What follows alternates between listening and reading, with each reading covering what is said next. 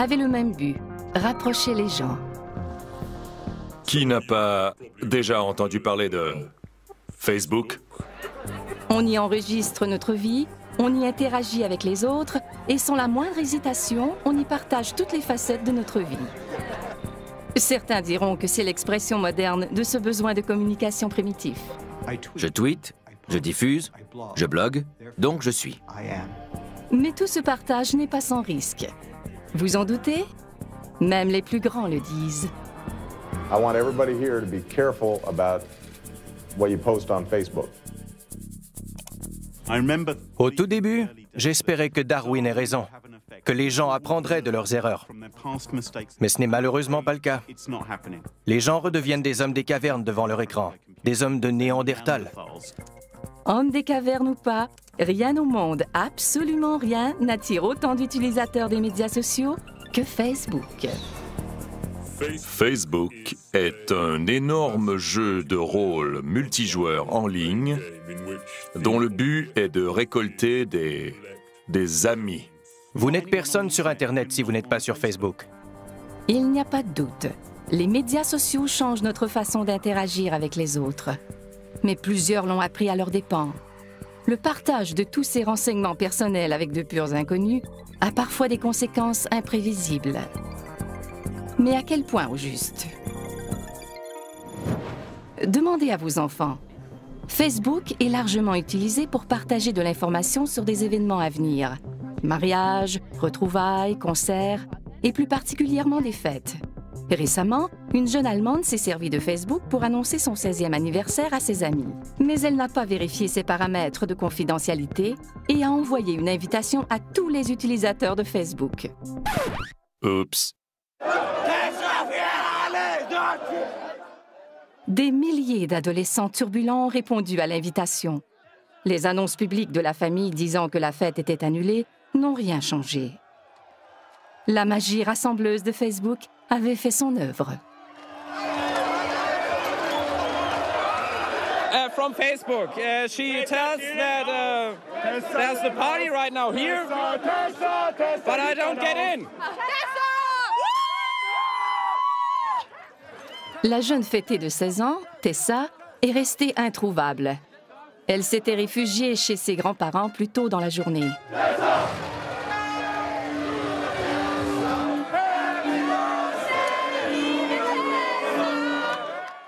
Un clic inoffensif sur Facebook, un moment d'inattention à 16 ans et toute une vie de notoriété sur Facebook. Tessa a vite compris les conséquences d'une banale erreur sur Facebook. Mais ce n'est pas toujours le cas. D'autres n'en ont payé le prix que des années plus tard.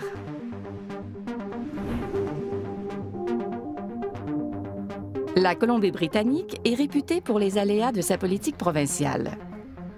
Voici une de ses circonscriptions, la baie de Falls Creek de Vancouver, où se côtoient résidences et commerces.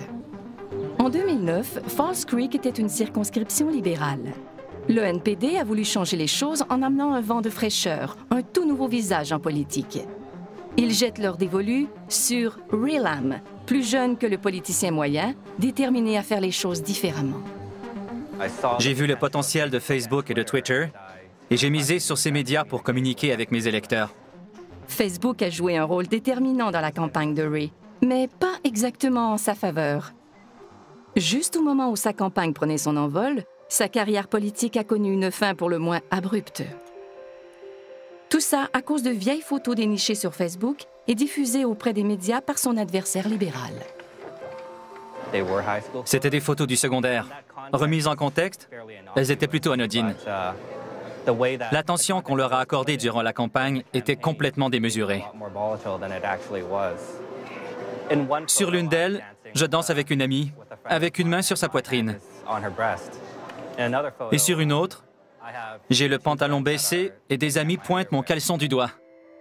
Ces photos, datant de plusieurs années et reléguées aux oubliettes depuis, ont pourtant été conservées dans un recoin de Facebook. Les nouvelles ne couvraient plus les décisions ou le programme politique du NPD. On ne parlait que de ces photos sur Facebook. C'était un manque de jugement, une erreur de jeunesse. Mais quand on se lance en politique et qu'on devient une personnalité publique, il faut redoubler de vigilance. Ray a décidé de se retirer et d'abandonner la course, sa jeune carrière politique entachée par des photos en apparence anodines. Pour Ray, c'est une belle occasion manquée et une injustice mémorable.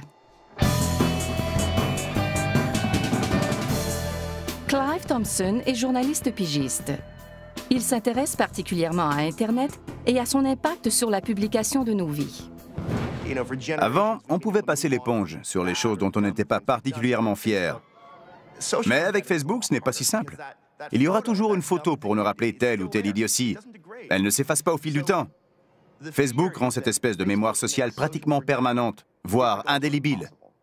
Plus personne ne peut échapper à son passé. Tout ce que j'ai accompli depuis la fin du secondaire, mes études, mon expérience professionnelle et mon engagement au sein de la communauté, est nettement plus important que tout ce que j'ai pu faire pendant mes études secondaires. L'histoire de Ray soulève une question. Dans le futur, qui sera assez irréprochable pour prétendre à un siège au Parlement?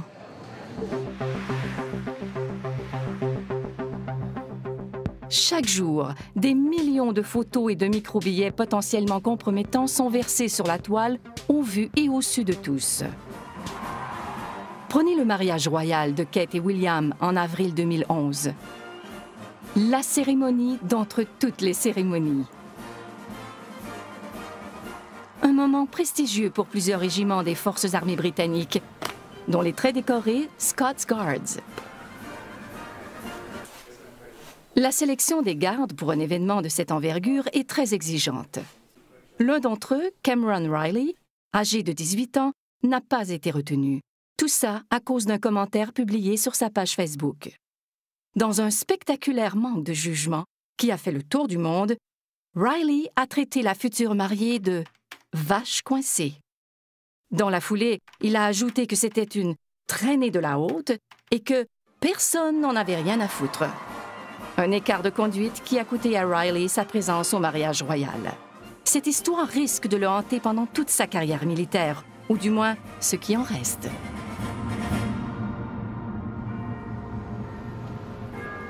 Voici un autre Britannique qui aurait peut-être mieux fait de garder ses réflexions pour lui. Le comptable de 26 ans, Paul Chambers. L'homme a acheté un billet d'avion en partance d'un aéroport régional pour visiter sa copine à Belfast.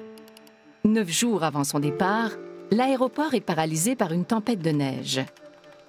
Chambers se permet alors d'envoyer une mise en garde amicale à l'aéroport dans un microbillet sur Twitter. Merde, l'aéroport Robin Hood est fermé.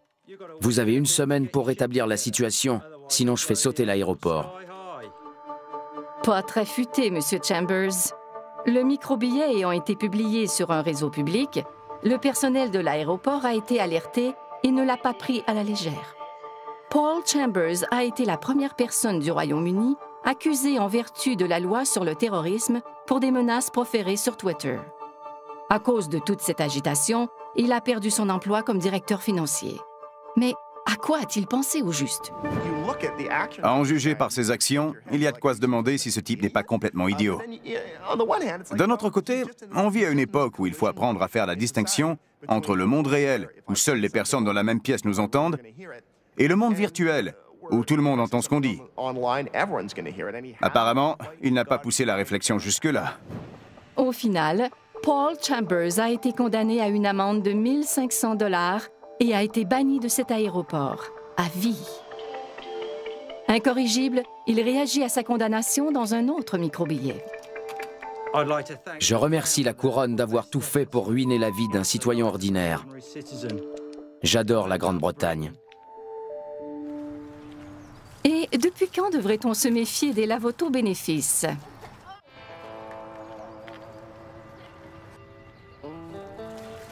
La Caroline du Sud. Un policier, en fonction, a fait laver son autopatrouille par des jeunes femmes en bikini. Inévitablement, la scène a été photographiée et les photos ont abouti sur Facebook. Mais ça n'a pas amusé le chef de police, qui y a vu une violation des règles sur l'utilisation des véhicules de police et une atteinte à la réputation du corps de police. L'agent en question a été congédié. Vous voyez le topo? Une photo publiée innocemment peut causer énormément de tort. Ces incidents ne sont pas le propre de l'Amérique profonde. Ils touchent aussi la capitale nationale et des personnalités qui auraient tout intérêt à faire preuve de bon jugement dans leurs micro-billets. Mais il semble que ce ne soit pas toujours le cas. Du moins, pas celui d'Anthony Weiner. Ce membre du Congrès a appris à la dure que publier la photo de son membre viril était une erreur monumentale.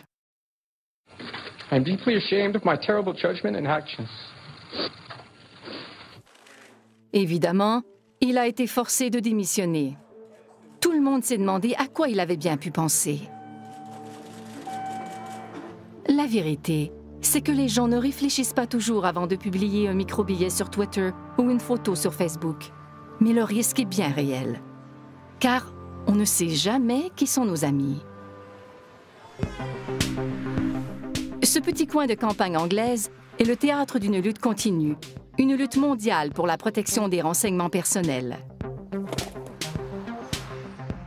Dans ces installations ultramodernes bâties sur mesure, une entreprise du nom de Sophos intercepte des virus informatiques de toutes sortes. Son travail consiste à protéger certaines des plus grosses sociétés du monde et d'importants services gouvernementaux contre les cyberattaques. Chaque jour, Sophos voit les conséquences de la divulgation insouciante de renseignements personnels sur la toile. Graham Cluley y travaille comme conseiller en chef principal en technologie. Une partie de son travail consiste à surveiller de près Facebook. La plupart des gens ne comprennent pas que Facebook n'est pas désintéressé. C'est une entreprise. Ce n'est même pas gratuit. Si vous pensez que vous ne payez pas, détrompez-vous. Vous payez avec vos données. Vous divulguez des renseignements personnels que Facebook revend à des tiers comme n'importe quelle marchandise. Vous êtes le produit en vente sur Facebook. Vous êtes le produit. Vous et votre date de naissance, ce que vous aimez ou non, votre adresse de courriel, vos préférences et vos passe-temps. Sophos soupçonne les utilisateurs en général de divulguer leurs renseignements personnels beaucoup trop facilement. Pour le prouver, l'entreprise a créé la page Facebook d'une grenouille en plastique et a invité 200 inconnus à devenir ses amis. Près de la moitié de l'échantillon a accepté et partagé sans hésiter ses renseignements personnels avec Freddy la grenouille.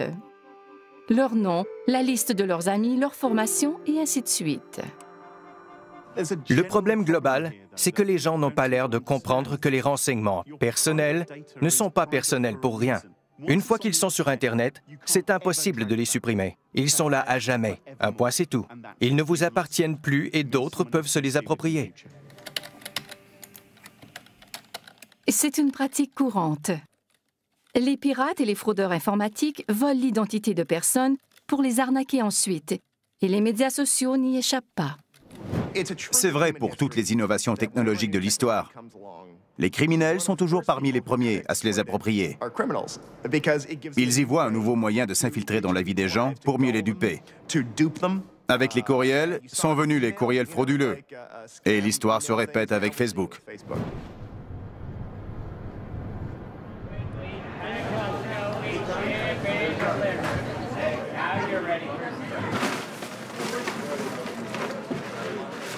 Brian Rodberg en sait quelque chose. Il a travaillé pendant des années comme directeur des communications pour Microsoft. En 2009, sa page Facebook a été prise d'assaut par un pirate informatique professionnel. Ma fille faisait ses devoirs dans le séjour. Puis, elle a vu en consultant sa page Facebook que mon profil avait été actualisé et indiquait « Brian Rodberg a un urgent besoin d'aide ». Elle m'a aussitôt demandé si tout allait bien. J'ai répondu que tout allait pour le mieux. Ce n'était évidemment pas le cas. Le pirate a pris soin de communiquer avec tous les amis Facebook de Brian Rodberg pour leur faire croire qu'il était dans le pétrin, que j'avais été braqué à Londres, que j'étais là-bas avec Sharon et les enfants. Ils connaissaient le nom de ma femme, car elle était parmi mes amis Facebook. Ils ont vu mes photos. J'étais désemparé, car je savais que celui qui avait pris le contrôle de ma page communiquerait avec tous mes amis. C'était tout un casse-tête pour moi, et j'étais vraiment navré que mes amis en subissent les conséquences. Celui qui a piraté la page de Brian persiste et trouve rapidement quelqu'un prêt à envoyer des fonds à un ami Facebook dans le besoin. Benny, un ami de longue date de Brian, répond à l'appel. Au final, il a envoyé 1 200 $ en 2 versements par la Western Union. Quelqu'un a ensuite récupéré l'argent à une succursale Western Union du Royaume-Uni en se faisant passer pour moi. Ces fraudes de type « cri du cœur » remontent au règne d'Élisabeth Ier il y a des siècles. À l'époque, la victime se laissait persuader d'avancer une somme d'argent pour faire libérer une belle princesse espagnole qu'il épouserait en guise de récompense. La technique, dite de la prisonnière espagnole, continue d'être utilisée 400 ans plus tard par les descendants de ces escrocs qui sévissent sur Facebook. Facebook est le terreau le plus fertile de cybercriminels sur tout l'Internet. Il y a plus de crimes, de pourriels et de logiciels malveillants sur Facebook que n'importe où ailleurs. Facebook est le site idéal pour percer dans le monde de la cybercriminalité. Au retour, le crime sur Facebook a un visage, accessible à tous. Des criminels et des voleurs vont jusqu'à prendre des photos d'eux-mêmes sur le lieu du crime, avec l'argent volé dans les mains, et à les publier sur Facebook.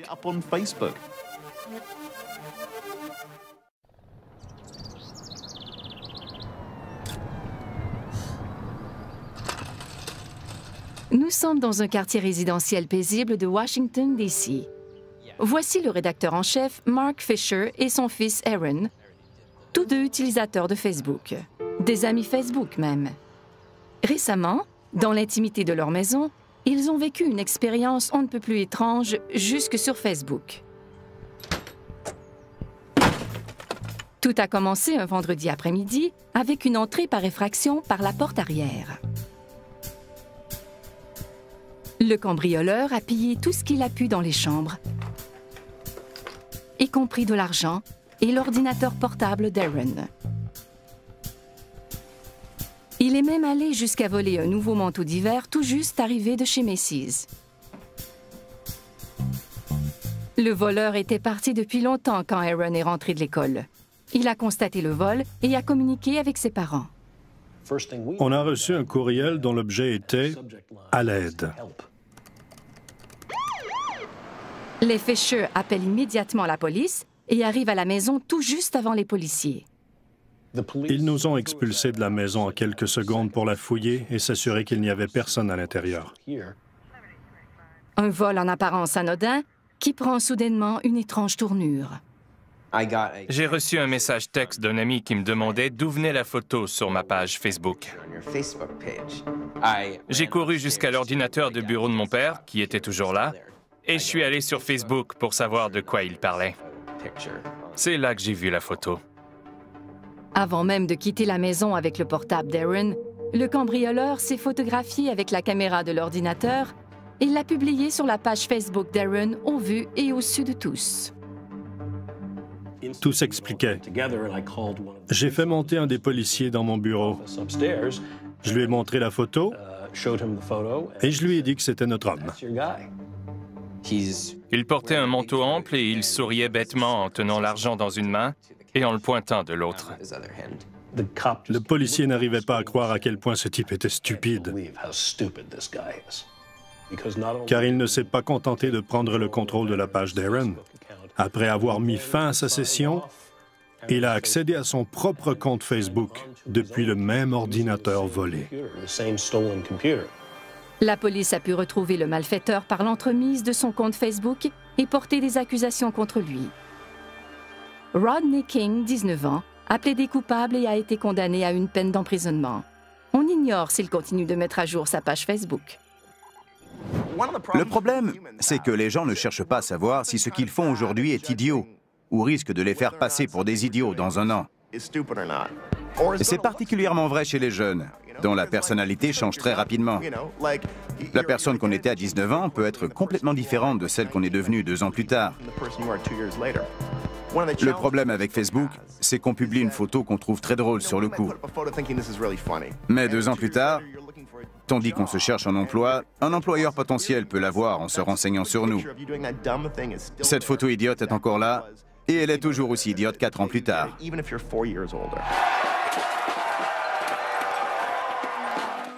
Les émeutes de Vancouver après la défaite en finale de la Coupe Stanley le prouvent. Des centaines de personnes, alors photographiées et filmées, se sont retrouvées sur Facebook et YouTube. Tout ce qui importait était le moment présent, pas les conséquences éventuelles de leurs gestes. Pour eux, il n'y avait que ce moment précis, à cet endroit précis. Ce qui, à l'ère des médias sociaux, n'est évidemment pas le cas.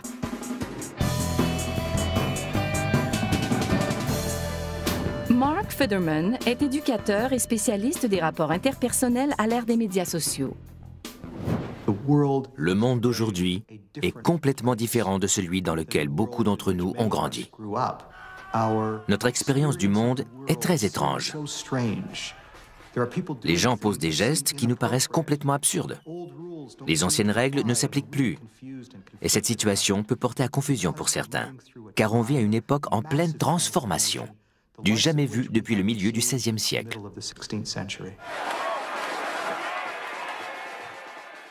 Un flux ininterrompu d'images et de sons de cette nuit d'émeute à Vancouver a été mis en ligne instantanément.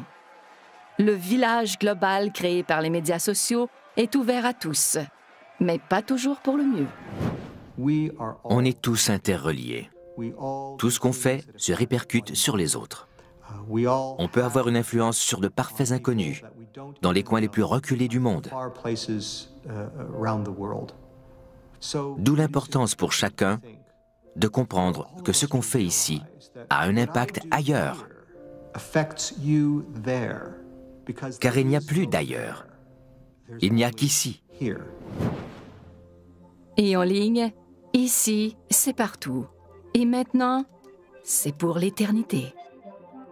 Au lendemain des émeutes de Vancouver, une nouvelle page Facebook a été créée dans le but d'identifier les casseurs sur les photos disponibles, de mettre un nom sur ces visages pour les humilier publiquement dans une sorte de lynchage en ligne. Le site déborde néanmoins de photos de casseurs qui ne s'attendaient certainement pas à faire le tour du monde. Dans la réalité, quand on dit ou fait quelque chose, seules les personnes de notre entourage immédiat en ont connaissance, sauf exception. Sur Facebook, toutes les personnes qui ont accès à votre profil savent ce que vous avez dit ou fait, y compris les personnes que vous avez oubliées, dont vous avez accepté la demande d'amitié il y a 1 an ou 2. Les amis de vos amis le sauront peut-être aussi, sans compter ceux qui copieront et colleront vos publications pour les transmettre à d'autres, que vous pouvez à peine imaginer. Mais cela échappe encore à de nombreux utilisateurs de Facebook. Des photos comme celle-ci peuvent porter à confusion. Qui est vraiment un casseur et qui n'en est pas un? La réalité est parfois tout autre que ce que Facebook suggère. Les cantons de l'Est sont situés à un peu plus d'1 heure de route de Montréal. Ici, à Cowansville, se joue une lutte entre David et Goliath. Non. Voici Nathalie Blanchard et son avocat, Tom Lanvin. Au palais de justice local, ils se préparent à affronter l'une des plus grandes compagnies d'assurance nord-américaines. En 2009, Nathalie reçoit un diagnostic de dépression clinique. La compagnie d'assurance de son employeur, Manuvie, verse des prestations à Nathalie tandis qu'elle s'efforce de prendre du mieux. Mon médecin m'a conseillé de sortir le plus possible, de continuer à voir mes amis, d'aller au restaurant et de sortir. Bref, de faire ce que je voulais. Dans le cadre de son traitement, en plus de continuer à voir ses amis, le médecin recommande à Nathalie de faire un voyage. Elle se rend donc en Floride avec sa mère et publie des photos de son voyage sur Facebook. D'une façon ou d'une autre, Manuvie prend connaissance des photos, en tire des conclusions et sans aucune explication met un terme aux prestations de Nathalie.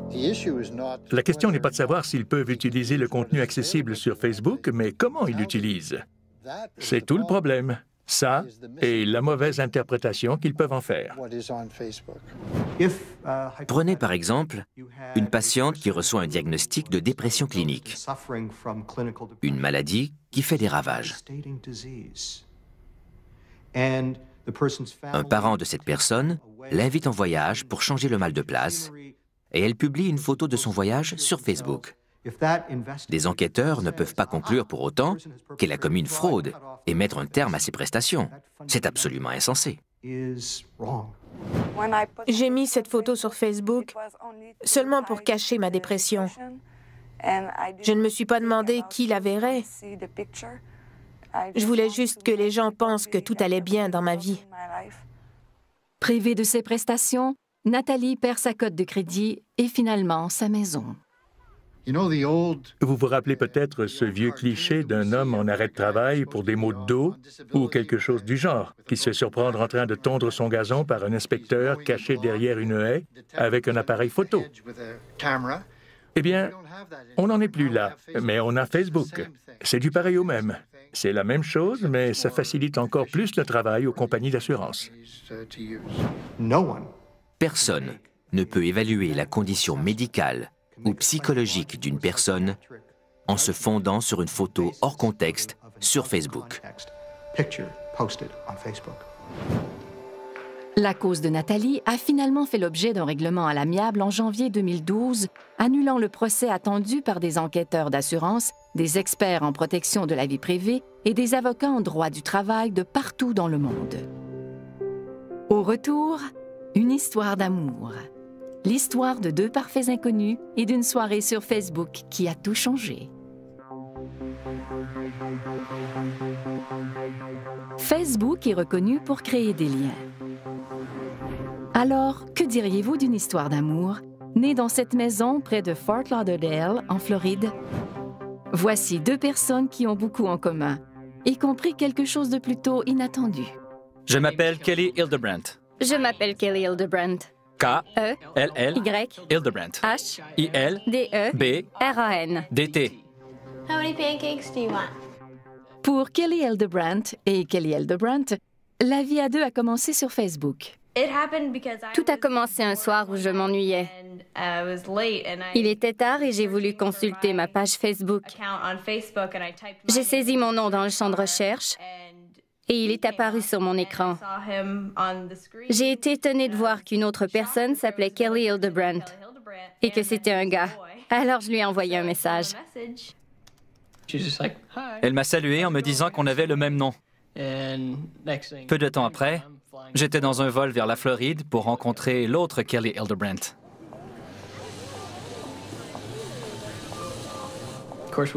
On a découvert qu'on avait beaucoup plus en commun que notre nom. Avant de la rencontrer, j'ai dit à mon pasteur que si elle était la même en personne qu'au téléphone, c'était la bonne.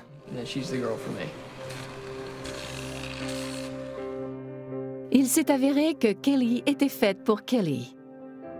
Après s'être assuré qu'ils n'étaient directement liés d'aucune façon, ils se sont mariés dans la fièvre Facebook. Les chances sont d'une sur 1 million de millions. Que quelqu'un ait exactement le même nom, qu'on se rencontre à 2500 km de distance et qu'on s'entende à merveille, c'est absolument incroyable. L'histoire de Kelly et Kelly et la chance inouïe qu'ils ont eue de se rencontrer ont fait le tour du monde. Elle a même donné de la matière aux émissions de fin de soirée. On sait qu'on est célèbre quand Conan O'Brien fait une blague à propos de nous. Il a raconté notre histoire. Il a parlé de nous. Après le mariage de Kelly Hildebrandt et Kelly Hildebrandt, une centaine d'hommes ont changé de nom pour Megan Fox. Oui, sur Facebook. C'est dans la nature humaine de vouloir créer des liens. On dit parfois qu'un inconnu est un ami qu'on n'a pas encore rencontré. Dans un monde où il n'y a plus de barrières, c'est une formidable pensée à retenir. Sans Facebook, je n'aurais jamais rencontré Kelly. Je peux dire que Facebook a littéralement changé ma vie. Je dois ma formidable femme à Facebook. Si ce n'était pas de Facebook, je n'aurais jamais rencontré l'autre Kelly Hildebrandt.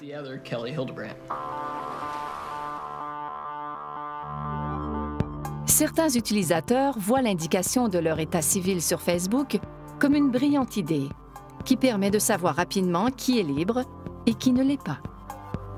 Mais Facebook est capable du meilleur comme du pire.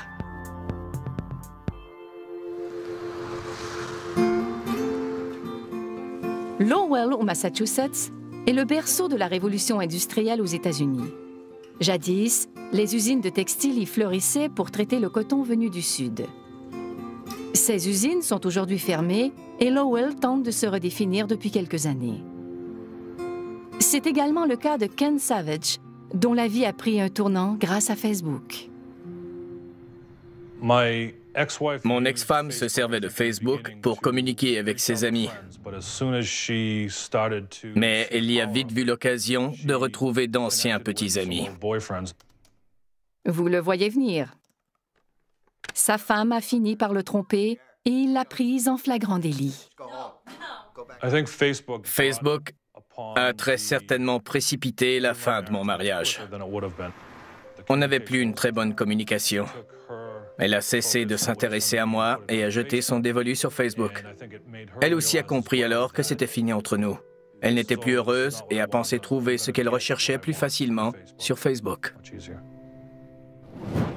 On entend des histoires, et je suis sûr qu'elles sont vraies, de couples où l'un des partenaires essaie de discuter avec l'autre tandis qu'il a les yeux rivés sur Facebook. Tout ce flux de stimuli sociaux est si riche que certains n'arrivent pas à en faire abstraction, même quand ils sont dans la même pièce que leur supposée tendre moitié. Ken et sa femme se sont séparés. J'ai expliqué à ma famille ce qui s'était passé et pourquoi je la quittais. Je leur ai dit qu'elle m'avait trompé sur Facebook. Mais ils ont tous ricané en se demandant comment c'était possible. En quête de réponse, Ken crée son propre site web. C'est le site facebookcheating.com. J'y aborde toutes sortes de sujets. Et le site est très fréquenté. Il enregistre jusqu'à 50 000 requêtes chaque mois. De toute évidence, Ken n'est pas seul. J'ai lu dans un article que les divorces causés par les médias sociaux comme Facebook étaient en hausse. Une récente étude menée par un cabinet d'avocats américain révèle qu'un adultère sur 5 est manifestement lié à Facebook. Ken en sait quelque chose. Il a vécu un divorce et rencontré une nouvelle petite amie, croyez-le ou non, tout ça sur Facebook. Et la cerise sur le gâteau, Ken gagne maintenant sa vie grâce au site qu'il a créé sur les infidélités Facebook. Malgré tout le remue-ménage causé par Facebook, dur de croire que la vie de famille de certains n'a pas été changée en mieux. C'est évidemment le cas. Avec plus de 750 millions d'utilisateurs dans le monde, Facebook a également permis d'étonnantes reconstitutions de familles.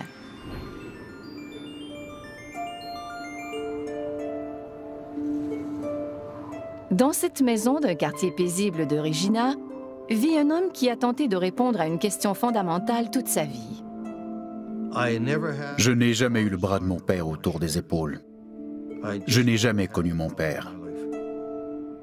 Voici Jim Toth, éducateur, artiste, grand voyageur et ancien magicien. Les parents de Jim se sont séparés alors qu'il était très jeune, trop jeune pour qu'il se souvienne de son père. Bien qu'il ait eu un beau-père, l'identité de son père biologique a été un secret de famille pendant des décennies. J'ai fait des recherches généalogiques. J'ai consulté les archives de la Saskatchewan. Je me suis même renseigné auprès des Mormons pour essayer d'en savoir plus sur mes origines, mais en vain.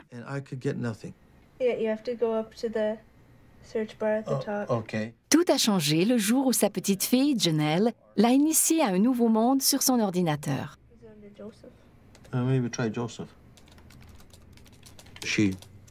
Elle est tombée sur Facebook en effectuant une recherche. Je lui ai demandé si on pouvait vraiment retrouver des gens avec ça. Elle m'a dit oui, alors je lui ai demandé de m'aider. Et le nom Porcolab a donné un résultat, avec une minuscule photo. J'ai été très surpris. Je ne m'attendais pas à ça. C'est la première fois que j'avais une réponse positive.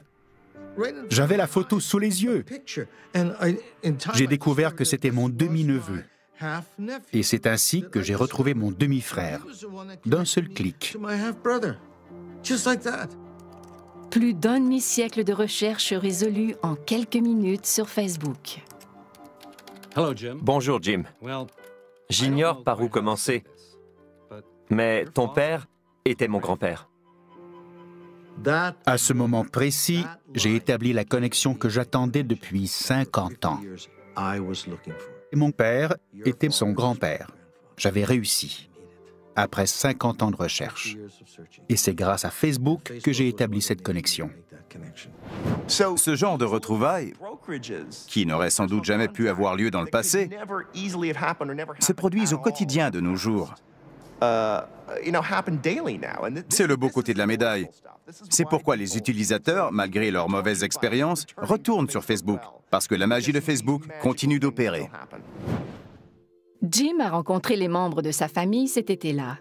Ce qui était perdu a été retrouvé, grâce à Facebook. Au retour, Facebook pourrait-il faire des pierres tombales et des cimetières des reliques du passé?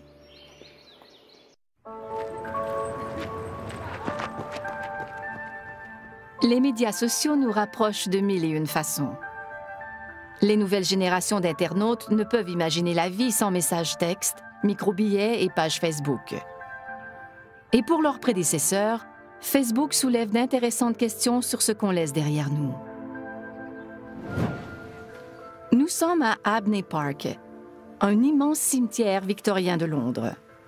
Des milliers de personnes sont enterrées ici, mais on ignore tout de ce qu'elles étaient dans la vie, de leur apparence, de leurs amis, de leurs amours.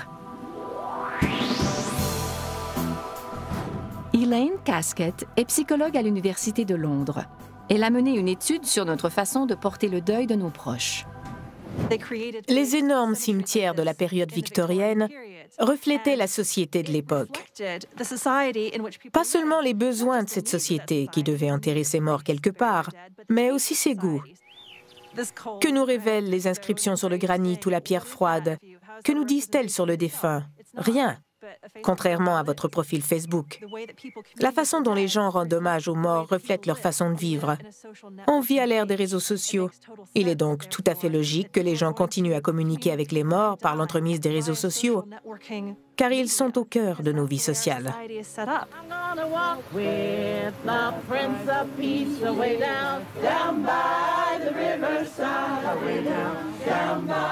La famille et les amis de Wilma Jones sont réunis pour lui rendre un dernier hommage.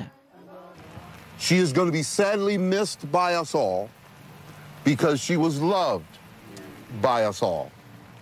Wilma était une utilisatrice de Facebook. Après sa mort en 2010, sa page est restée active et ses amis ont continué à y publier des messages.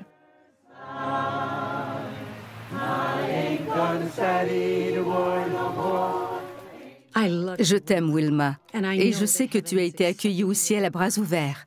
Je compte sur toi pour embrasser toute la famille de ma part. Si vous êtes très actif sur Facebook, que vous multipliez les publications, avez des tonnes d'amis et de conversations, et que les gens commentent vos photos, Facebook dresse un portrait très riche de la personne que vous étiez. Pas seulement de vous comme personne, mais aussi dans le contexte de vos relations, y compris avec les personnes que vous laissez derrière après votre mort. Jesse, okay? She's just like love. That's what Wilma is, love. That's all I like. Thank you, Jesse. She's a testament to what we need to remember, what life is about.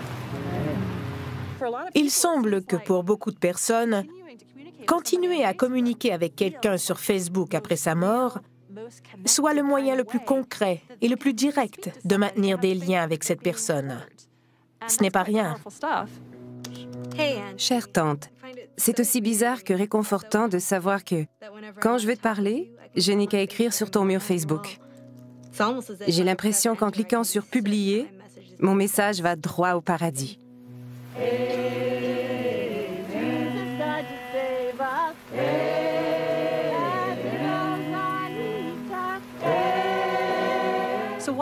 On commence à se demander si, dans le futur, il y aura encore de la place pour des stèles funéraires, comme celles qui m'entourent aujourd'hui. Je ne vois pas pourquoi on continuerait à les utiliser alors qu'on trouve sur l'écran de notre ordinateur ou de notre téléphone une représentation si vivante de l'être cher.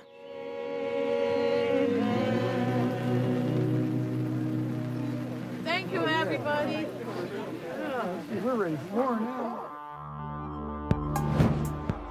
Quand on est jeune, on a tendance à se croire immortel. Qu'importe si on publie d'innocentes photos vues et au su de tous. On ne fait que s'amuser, s'exprimer. Il n'y a pas de mal. Hélas, pas pour Ray Lam, ni pour Nathalie Blanchard, Paul Chambers, Cameron Riley, Anthony Weiner et les milliers d'émeutiers de Vancouver. La liste continue de s'allonger partout dans le monde, alors que des gens perdent chaque jour leur réputation à cause des médias sociaux. Si vous n'êtes pas prêt à descendre sur la place publique avec un porte-voix pour raconter haut et fort votre vie privée, ne la publiez pas sur Internet. Si vous ne voulez pas l'étaler en public, n'en parlez pas sur Internet. Vous faites confiance à une société pour garder vos renseignements personnels secrets, mais ce n'est pas exactement dans sa philosophie d'entreprise. Et quelle que soit la philosophie de Facebook, ça fonctionne. Il ne tient qu'à nous de nous y adapter. Exister en ligne, partiellement en ligne et partiellement hors ligne, créera toujours des tensions entre les deux mondes. Mais d'autres sites surpasseront un jour Facebook.